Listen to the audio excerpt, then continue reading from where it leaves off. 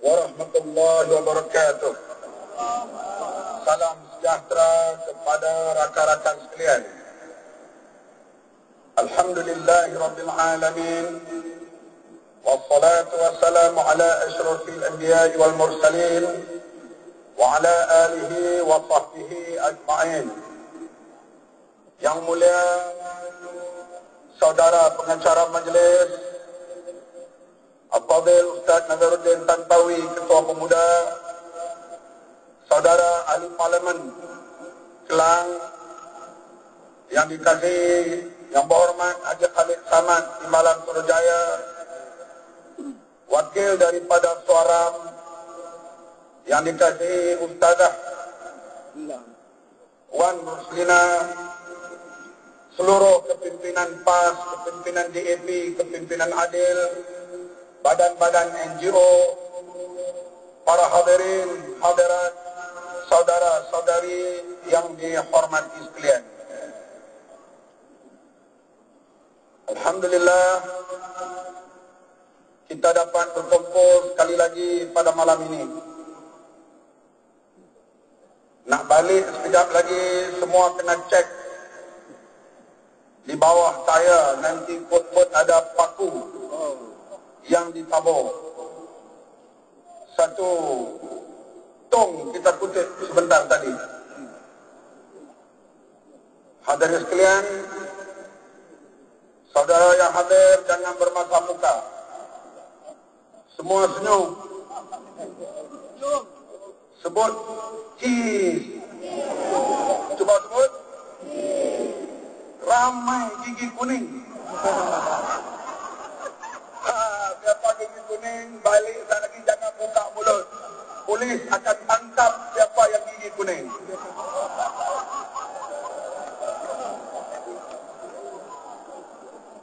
Hadirin sekalian, kita bimbang. Yang terancam sekarang ialah Raja-Raja Melayu. Karena Menteri Dalam Negeri sudah jadi gila. Tiba-tiba dia anti kuning. Hadirin yang dihormati sekalian, saya sendiri besok dipanggil oleh pihak tertentu. Doakan daku selamat pergi dan selamat kembali. Parti Islam se-Malaysia PAS bulan Ogos akan datang. Umur kami mencapai 60 tahun. Dari awal hingga sekarang kami memilih jalan demokrasi dan pilihan raya. Ketika kami kuat memenangi 2 buah negeri, Kelantan dan Terengganu pada tahun 59. Ketika kami paling lemah, tinggal 1 kursi parlimen tahun 86. Ketika kami kuat kembali menguasai negeri Kelantan, lemah atau kuat, Parti Islam tidak berganja memilih perjuangan melalui demokrasi dan pilihan raya. Walaupun badan-badan yang lain, gerakan Islam yang lain memilih cara yang lain. Itu pilihan mereka. Tetapi Parti Islam memilih jalan demokrasi dan pilihan raya. Ini komitmen kita dulu, sekarang, dan akan datang. Kita biasa keseorangan berjuang. Kita tidak boleh pergi jauh ke mana. Kita boleh menguasai negeri-negeri yang ramai orang Melayu, seperti Kelantan dan Terengganu. Untuk memerintah persekutuan agak sukar, melainkan ada satu pertolongan ataupun perkara miracle. Secara ikhtiar, pemimpin PAS membuat kerja-kerja pakatan politik ataupun dipanggil tahaluf siasi. Kita berpakat dengan parti-parti lain. Sama ada 46, Parti Keadilan, DAP dan parti-parti lain, badan-badan NGO yang lain. Hadirin sekalian, pakatan sahaja tidak cukup untuk kita berjuang terus melalui pilihan raya dan demokrasi. Oleh itu kita hendak pilihan raya yang adil dan bersih. Itulah tuntutan yang dibuat oleh Bersih pada 10 November tahun 2007. 4 perkara yang kita tuntut. Yang pertama, daftar pemilih otomatik. Yang kedua, seluruh jari dalam dakwah kekal. Yang ketiga, reformasikan unit pos. Yang keempat, akses kepada media yang adil. Tuntutan kita diterima oleh pemerintah atau tidak? Satu pun tak. Punya degil, ketegak tinggi. Itu kira aku nak kelam dah tu. Hadirin sekalian, ramai mereka mengatakan, kalau pilihan raya tidak adil, kenapa kamu menang 5 buah kursi? Sebenarnya 5 buah negeri. Sebenarnya kalau pilihan raya adil dan saksama, kita telah memerintah Malaysia. Pilihan raya lepas, BN diselamatkan dengan 25 kursi parlimen daripada Unipos dan 40 kursi parlimen daripada Pelda.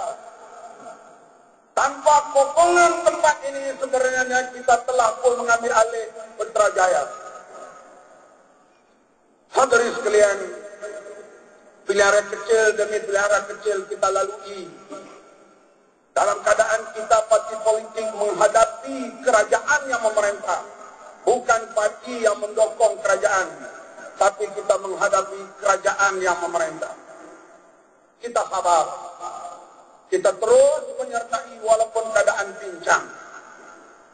Tapi untuk pilihan raya umum yang akan datang, kita mau pilihan raya berada dalam keadaan bersih dan adil. Barisan Nasional memang bimbang. Dulunya mereka bercakap, Hertoyo misalnya, kita sifarkan pembangkang di Selangor. Itu sebelum pilihan raya 2008. Datuk Adnan Yaakob di Pahang mengatakan kita sifarkan pembangkang di Pahang. Di peringkat parlimen pula menteri-menteri berkata kita tak perlu pembangkang. Wakil UMNO, wakil BN boleh menegur kerajaan tanpa pembangkang. Sekarang mereka tidak bercakap lagi bahasa itu. Sekarang mereka bercakap, dia berkecai tulang, dia rebut daging, dia kentut berlaku. Namun Putrajaya tak akan kulepaskan. Berarti mereka sudah berfikir Putrajaya nak terlepas. Betul atau tidak? Bolehkah kita ambil alih Putrajaya kalau pilihan raya tidak adil? Ini persoalan yang perlu ada dalam pikiran rakyat. Maka pihak Bersih yang diketuai oleh Datuk Ambiga, seorang wanita perkasa berani, dengan rakan-rakannya NGO yang lain, kali ini membuat tuntutan 8 perkara supaya kerajaan membuat pemerhatian dan mengubah untuk mengelakkan Malaysia jadi negara yang pilihan raya yang tidak adil. Kita yang nak pilihan raya adil ini ialah golongan yang cinta kepada perdamaian. Tidak mau huru-hara. Apa yang berlaku di negara-negara Arab berpunca daripada pilihan raya tidak adil atau tak ada pilihan raya. Apa jadi pada Algeria, apa jadi pada Tunisia, apa jadi pada Libya, apa jadi pada Yaman, apa jadi pada Bahrain, apa jadi pada Syria, apa jadi pada Mesir.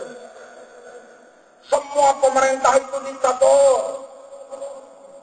Husni Mubarak menang 98% kursi parlimen. Sedang dia rayakan kemenangan anak-anak muda melalui Facebook, melalui Twitter, melalui SMS mengatakan pilihan raya penuh dengan penipu dan tidak adil. Akhirnya mereka keluar ke jalan raya, berkumpul di Tahrir Square, tumbang Husni Mubarak. Maukah Malaysia jadi macam itu? Kita mau, kita jatuhkan kerajaan melalui pilihan raya, bukan melalui jalan-jalan yang lain. Inilah komitmen kita. Hadirin sekalian, bila pilihan raya bersih, yang bimbang tentulah UMNO dan Barisan Nasional. Betul ke tak? Yang polis pergi bimbang sama ni kenapa? Kepada sahabat-sahabat saya yang duduk dalam pasukan keselamatan, polis menjaga keselamatan rakyat, bukan menjaga rejim pemerintah. Betul atau tidak? Polis menjaga kelembagaan negara, menjaga rakyat, bukan menjaga UMNO. Bahaya kalau pasukan keselamatan menjaga rejim. Kalau rejim itu tumbang, apa jadi dengan polis? Kita mau bila UMNO dan BN kalah dalam pilihan raya, semua pasukan polis terus bertugas di bawah pemerintahan kita. Betul atau tidak? Mamat ni, timbalan presiden ni beri jaminan ni. Kita harap hadirin sekalian, pasukan keselamatan betul-betul bertindak sebagai menjaga keselamatan, bukan menjaga UMNO. UMNO dia memang mengajar rakyat supaya jadi bodoh. Tengok dalam televisyen, mereka kata orang ramai jangan datang, nanti menega kami tak laku. Kutip nama betul-betul orang yang cakap begitu, kita hantar mereka berniaga di Ulu Tembeling. Sebab di sana orang tak ada. Bolehlah dia berniaga. Punya banyak. Hadirin sekalian, di pasar malam atau berniaga di mana kita nak orang aman. Betul ke tak? Tapi UMNO aja berniaga akan laku bila orang tak ada. Laku lah jualan aku ini. Kenapa? Tak ada orang.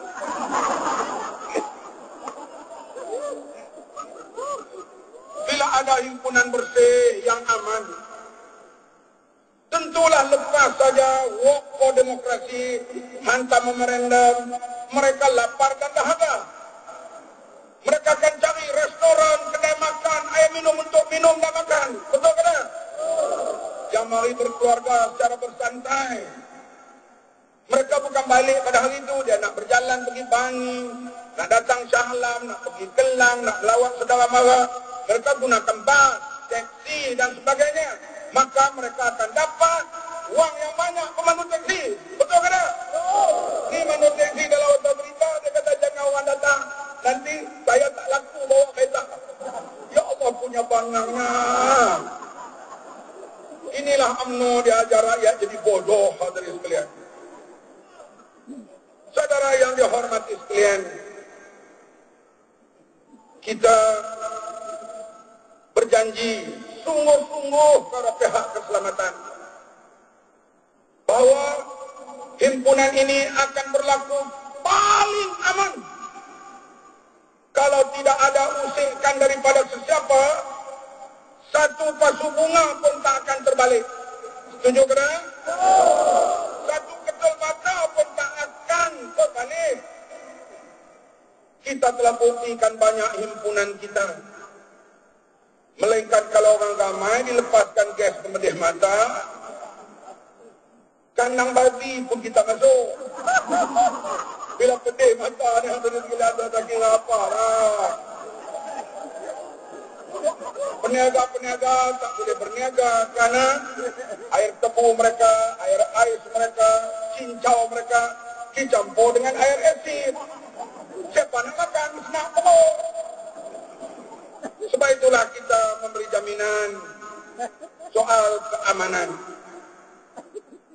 Pasukan keselamatan, mereka kata nak pantau himpunan bersih.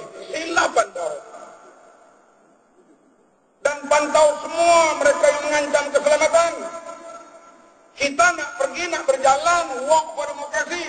Ini apa sila nak mandi darah apa semua ni? Kenapa kumpulan itu boleh bercakap begitu? mereka menganggap polis di pihak mereka. UMNO kenapa berani cakap begitu? Mereka anggap polis di pihak mereka. Pasukan Keselamatan, buktikan kamu menjaga keselamatan rakyat, bukan membela mana-mana parti. Korek. Ini dia bercakap dan tumpah darah. Kalau saya bercakap begitu, yang berhormat Khalil Samad cakap begitu, tak sempat sampai rumah. Ditahan di tengah jalan karena menghasut tumpahan darah. Betul ke tidak? Orang yang bercakap hasut tumpah darah itu penjenayah yang pernah dibuang dan ditahan di Pulau Jerja. Saya yakinlah pasukan keselamatan bijak bistari dalam hal ini. Hadirin sekalian, negara-negara yang telah terkeluar daripada alam primitif, Indonesia, katalah hari Sabtu berlaku unjuk rasa, sana dipanggil unjuk rasa. Jumaat malam, Ketua Polis Jakarta keluar dalam televisyen TVRI.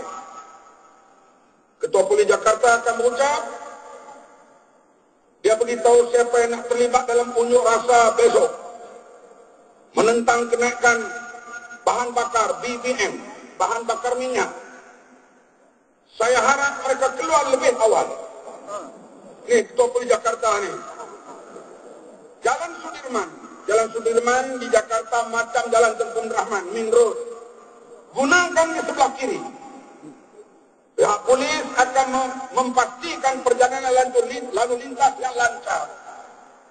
Setelah berkumpul di hadapan parlemen atau di hadapan istana presiden, setelah ketua-ketua kamu membuat ucapan dan menyampaikan hasrat, yaitu memorandum, bersurailah mengikut jalan Kuningan. Dan pihak polis akan memastikan perjalanan unjuk rasa esok berlangsung dalam keadaan aman dan tentram. Itu Ketua Polis Jakarta. Kita, siapa keluar, kita akan tangkap lebih awal. Ini negara tornado. Allah, apabila aku orang miskin, kalau kau orang kaya, aku tak mau duduk dah Malaysia, aku meluak. Pakai baju kuning, sarap. Aduh.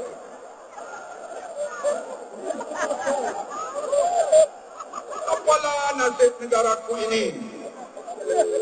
Ini Indonesia selepas era Soeharto. Unjuk rasa berlaku hampir setiap minggu. Kalau hal Palestin, hal perang Irak sampai 700,000 barakat. Dan polis mengawal dengan begitu baik tanpa berlaku sebarang pertumpahan darah. Isamuddin Hussein On, dia bukan menuntut di Zimbabwe. Dia bukan graduate di Myanmar. Dia graduate di London. Bukankah masa dia pelajar dulu dia lihat tunjuk perasaan berlaku setiap minggu di London? Kalau himpunan hal-hal isu besar sampai 500,000. Tunjuk perasaan itu yang duduk depan ialah polis dengan motosikal. Bawa di depan. Diikuti dengan polis berkuda. Menjaga aliran orang ramai. Kemudian jalan yang dipersetujui dibincang lebih awal. Kemudian tamat 2 jam atau 3 jam dengan begitu aman dan tentram. Saya pernah pada di London dengan istri yang itu. Kebetulan pelacur tunjuk perasaan hari itu. Karena mereka tak setuju Soho dipindahkan atau membuat pembangunan di situ. Sebab tradisi mereka melacur di situ. Yang bermak Khalid tahulah, tapi dia tak pernah pergi. Pelacur tunjuk perasaan. Mereka keluar dengan dia tutup sikit hujung tu.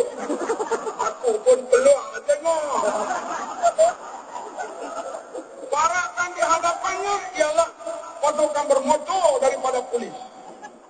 Dan setelah habis mereka berjalan, selesailah apa yang mereka nak, apa yang mereka tunjuk. untuk itu. Berjaya atau tidak, itu soal lain. Tapi mereka diizinkan bergerak dalam keadaan aman dan tentram. Hadirin yang dihormati sekalian, sebab itulah kita hadirin sekalian tanda nak keamanan ini, kita nak pilihan raya yang adil. Malam ini saya tak pernah tengok otak berita, tertengok malam ini TV3 menghantam yang berhormat Dr. Fauziah Saleh dalam isu Linas. Fauziah Saleh karena tak buat sebarang pembangunan, tak berhenti buat kerja itu ini, maka dia guna isu Linas untuk jadi popular. Linas tidak berbahaya kepada orang ramai. Bagi saya tak apa kutukan itu. Negara yang menjalankan media yang adil, dia beri peluang sekurang-kurang 2 minit, 3 minit Fauziah Saleh memberi penjelasan. Tapi ada yang berhormat Fauziah Saleh diberi peluang memberi penjelasan? Ada atau tidak? Inilah media negara kita, hadirin sekalian, dalam keadaan yang cukup tidak adil. Memang RTM tadi telefon saya dari Tabaman, kami nak interview Baman sekali dengan gambar untuk bersih ni.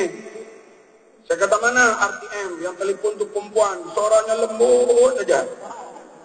Barangkali dia ingat aku akan tergoda. Saya kata terima kasih di atas permintaan saudari. Tapi RTM ni saya tak mau interview lah, karena mereka tak ada etika langsung dalam penyiaran. Kalau ada etika sedikit pun saya rela, tapi tak ada etika langsung. Hadirin yang dihormati sekalian, memanglah di antara tuntutan kita ialah kita nak badan-badan utama ini berwibawa.